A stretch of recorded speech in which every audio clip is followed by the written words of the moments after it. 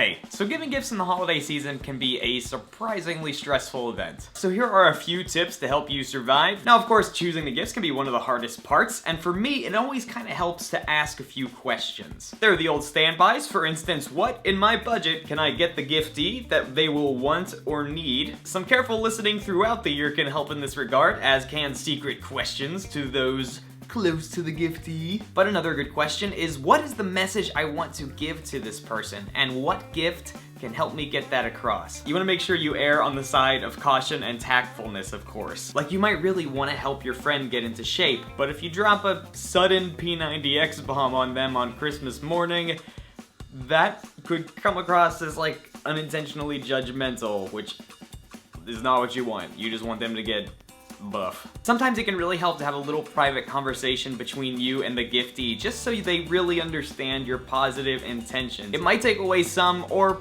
all of the surprise, but it lets them know that you care, and as they say, it's the thought that counts. Some other quick gift-giving tips: remember that certain objects do carry symbolic significance in other cultures. Consider how the recipient is going to get the gift home, like if they have to get on a plane, maybe not fireworks. Finally, especially for clothing, remember to give a gift receipt. As for how much to spend, well, there is no legally mandated guidelines, and it will vary, of course, depending on the kind of relationship you have. We will link to a Lifehacker article that actually has like a formula to decide how much you should spend, but in general, remember, the person you're giving the gift to probably doesn't want you to go into debt just to get them that sweet new hoverboard. It's been said before, but it's so true. Homemade and sentimental gifts can be some of the most memorable. If money is an issue, just writing a thoughtful letter or creating a drawing or a story based on one of your favorite experiences with a person can be wonderful. Those are some of the best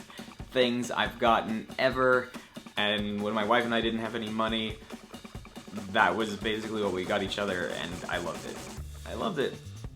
I loved it. So who do you actually get the gifts for? Well, obviously, there are the usual suspects, friends and family. In general, if your friends have kids, you don't have to feel obligated necessarily to get them something, though if you want to be involved in their lives, just getting something small, that's totally cool. If you have holiday house guests, especially if their name is T. Michael Martin, I would recommend putting a little something beneath the tree.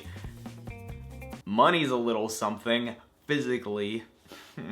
Giving around the office can get a little more complicated. A lot of times employees will create a pool for the boss. If there is no pool, it might be a good idea to give your boss something small and homemade, like cookies, and of course there could be a co-worker gift exchange. Normally these will come with a budget cap and an assigned person to get the gift for. Personalized decorative office supplies are a great idea, anything that can make the workday feel special for them. Gift cards are a pretty good standby, especially if you do a little special something with the presentation. It just makes it more fun. It just does. If there is no gift exchange in the office and you would like to still exchange gifts with a few of your friends, just make sure you do that in private because you don't want to hurt everybody's feelings. Some other giftees to consider: teachers, clergy, maybe someone who is hosting a party that includes a meal. Once you have purchased a gift, make sure to give it a good presentation. Some simple wrapping is best. If you have received a gift from afar, be sure to let the person who sent it know in a timely manner. If you received a gift in person, make sure to give a sincere verbal thank you to the person who gave it.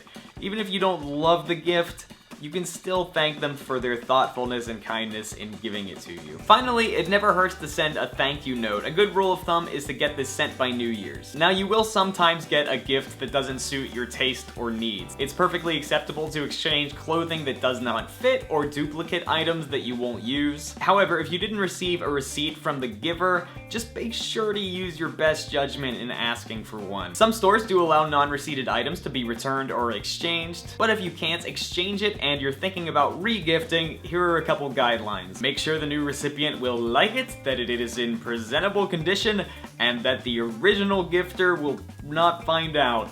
It's just human nature. Our feelings might get hurt, and that's called life. That's called life.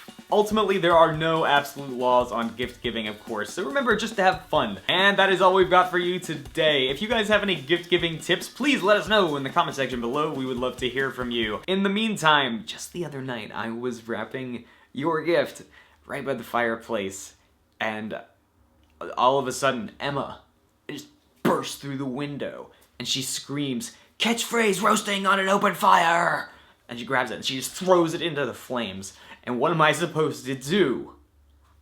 I spent everything on that. In all seriousness though, thank you guys so much for giving us the gift of your time, and you've made this an awesome year for us. We hope you have happy holidays, and I love you, bye. Mwah.